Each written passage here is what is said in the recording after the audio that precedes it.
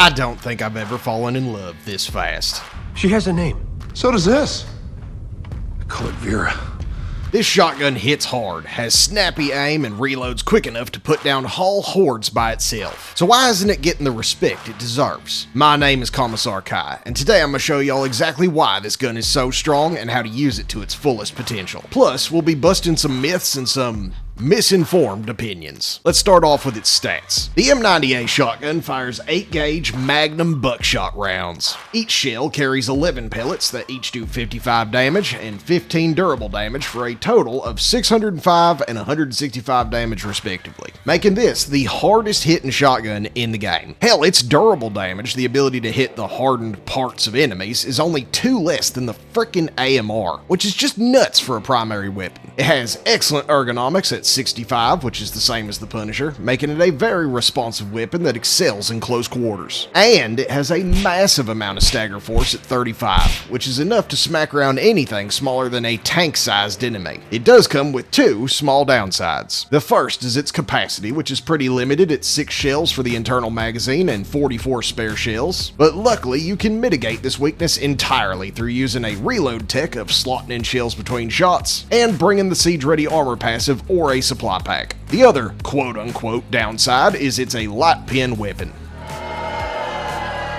Okay, damn it, I hear y'all. Everyone wants this home defense weapon to be a medium pin cannon so it feels more punchy. But I'm gonna give y'all 3 good reasons why it shouldn't get this penetration upgrade before I tell y'all how to get around this so-called weakness in game. First, I don't think anyone wants Helldivers to turn into a pay-to-win type of game, meaning new guns have to be somewhat balanced around weapons that exist in the free Helldivers Mobilized Warbond. Giving the M90A medium pin would immediately make the Slugger and Punisher shotguns completely useless, and would even make the Halt look like the 410 shotgun I played with as a kid. This means that to balance out giving it medium penetration, we'd invalidate its defining characteristic of absurdly high damage, or need to turn it into a support weapon, which I'd be fine with. Second, it would not make sense from a realism or a Halo lore perspective. I know you might have just felt the fires of democracy rising in your chest after hearing that, but let me explain. I have seen dozens of comments about the M90A being used as an armor-piercing weapon based on lore from the Halo games. And because I don't like to talk out of my ass, I went and did a deep dive on its purpose and stats in the Halo universe to see if this was true.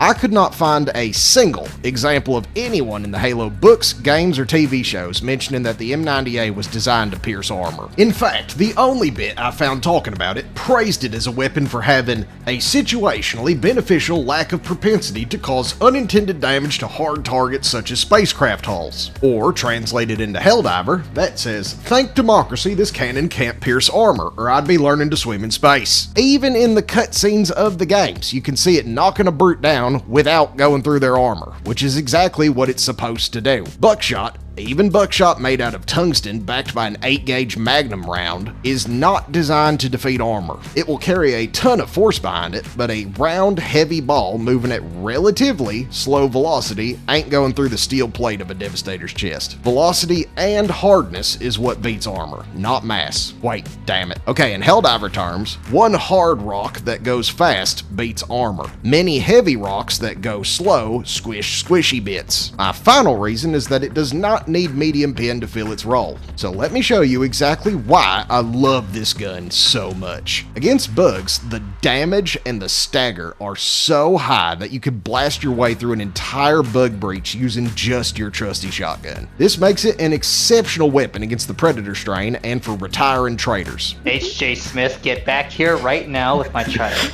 Wait, child? I bet you want your damn. Even against the more normal barrels of oil, it'll cut through all the enemies that like to rush you with just a single shot. Hell, it'll take down a hunter if just half the pellets hit him. Bugs also only have 2 enemy types that sport medium armor specifically: Bile Spewers and Hive Guard. Bile Spewers take about 6 shots to pop that wagon they're dragging, which is a lot, but they also like to hang out in packs, which means most of the time it's 6 shots to pop an entire patrol as they chain explode everything around them. There is no way anyone can convince me that's bad for a shotgun. Hive Guard are the least threatening bug in the entire game. They're slow and usually just try to act as a wall between you and the rest of the fascism. Hence the name Hive Guard. Standing in front of them trying to shoot into their armored heads just makes you look like the first in line at a crayon eating contest. Listen, if glue's not meant to be sniffed, why did they make it smell so good?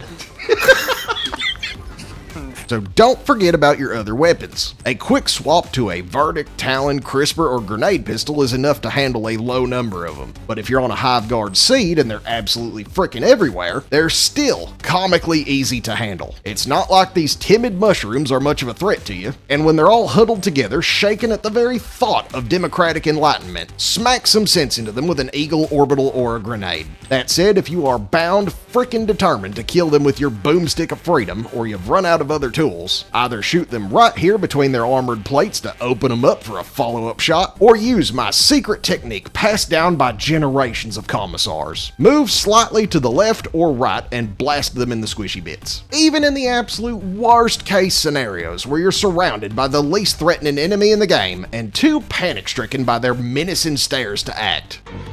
He's just standing there, menacingly. You still have one option left. Bury your head in the sand and enact Protocol Gary. Protocol Gary is in effect. Oh, I'm gonna die. Alright, everybody in the hall. I'm alright. Get in the hall. Alright. Hey, fellas. How you doing? I'm doing fine. Alright, Charger's dead. I don't think that's I'm true. willing to test that theory. I'm willing. Well, He wasn't in the signal. He did make it into the hold. But that's not all. The M90A is also freaking incredible against the bots with just a tiny bit of thinking put in beforehand. But y'all are good helldivers and know that thinking is reserved for your superiors. So I did it for you. Devastators just get absolutely whacked by this thing at close range. You can go for the tried and true method of shoot them in the face, but the much easier and more stylish method is giving them the old 1-2. Get up close and stagger them with your first shot and land your second shot on their unarmored belly. This will blow them in half in one shot and let their buddies know that they need to get off our lawn. Rocket Striders are easy to pop by blasting them in the rockets, but if you can't for whatever reason, it's also just 2 to 3 shots at close range to their legs to give them the Ewok treatment. Little bots all die in one hit, and you can just dedicate 1 or 2 of your other 6 tools to handle heavy armor. Squids are the only faction where my burning passion for the M90A cools to a milder temperature. It's not great at handling elevated overseers, is massively overkill against voteless, and it's just okay against flesh mobs and shields. So I'm not going to give this faction much more attention. You can bring it if you want, but I don't think it's worth building around on this front. Okay, now that y'all know how to use it effectively, can we all collectively agree that this particular weapon does not need medium penetration to be effective? No! Larry, what the hell are you doing? Larry! Larry, you can't just... Oh, Larry! Oh, are you alright? How did... Larry! Larry, what's going on here? Oh, Sir, I'm arrested. Oh!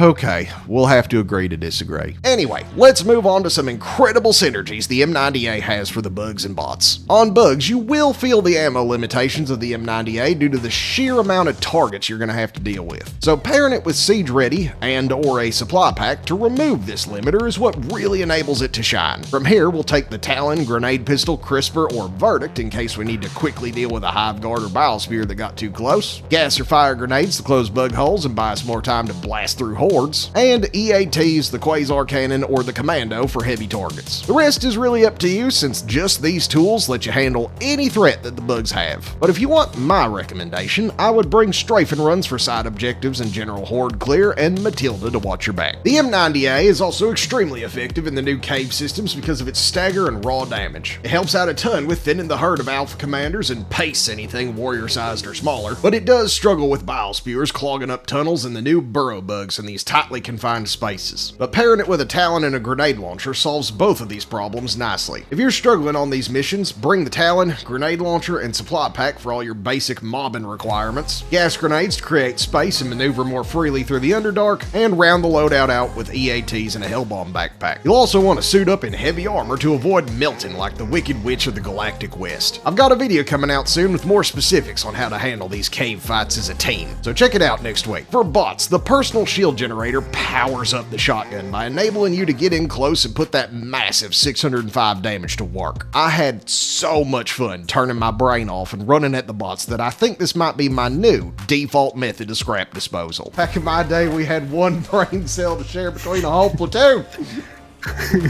And we made it work, damn it!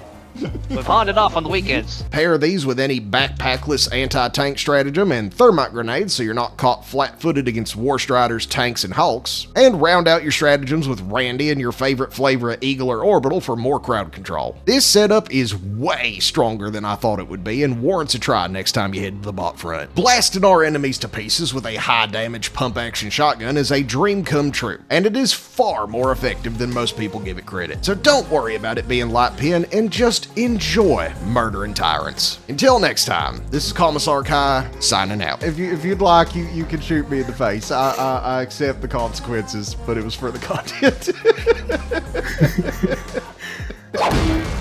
Oh, right the nuts! Right in the ball.